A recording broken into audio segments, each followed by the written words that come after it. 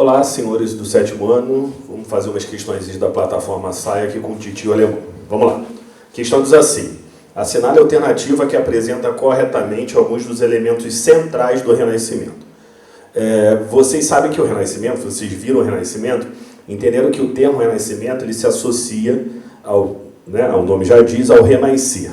Ou seja, por volta do século XVI, alguns intelectuais começaram a entender a Idade Média como um lapso civilizatório. O que isso significa?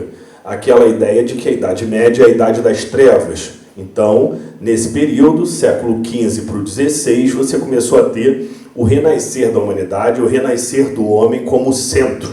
Tanto que a gente associa muito o Renascimento ao humanismo e ao antropocentrismo, ou seja, o homem sendo o centro das coisas, o homem como a medida de todas as coisas.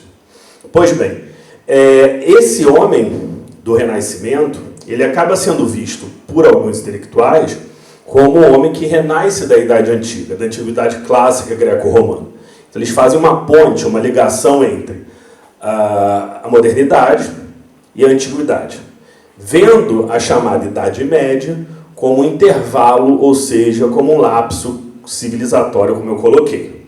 Então, ele te dá aí 5 opções, para você assinalar a alternativa que apresenta corretamente os elementos centrais do Renascimento. Diz assim: permanente sentimento de mal-estar social. Essa ideia de mal-estar social, ela vai estar muito associada à pós-modernidade, o movimento mais recente da história. Ou seja, já no século XX, sobretudo após a Segunda Guerra Mundial. Alguns também veem essa ideia de mal-estar associada à Idade Média, nunca ao Renascimento. A historiografia mais tradicional, inclusive, coloca o Renascimento como um período de maior euforia intelectual, um período de maior euforia e vigor artístico, então seria o oposto do mal-estar. Na letra B diz: rejeição ao mundo da arte. Então, de início você já viu que está errado. Por quê? Um dos pressupostos do Renascimento, já que é um movimento de transformação intelectual, a gente estuda, vocês vão ver isso sobretudo no ensino médio, a gente estuda o Renascimento muito pelo viés das transformações nas mentalidades,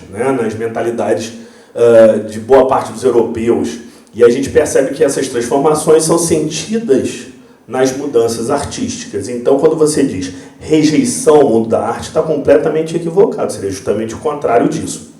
C, realização de congressos internacionais. Não, isso não existia, essa ideia de congressos internacionais é um movimento muito mais moderno, no caso, muito mais recente, já algo do século XX.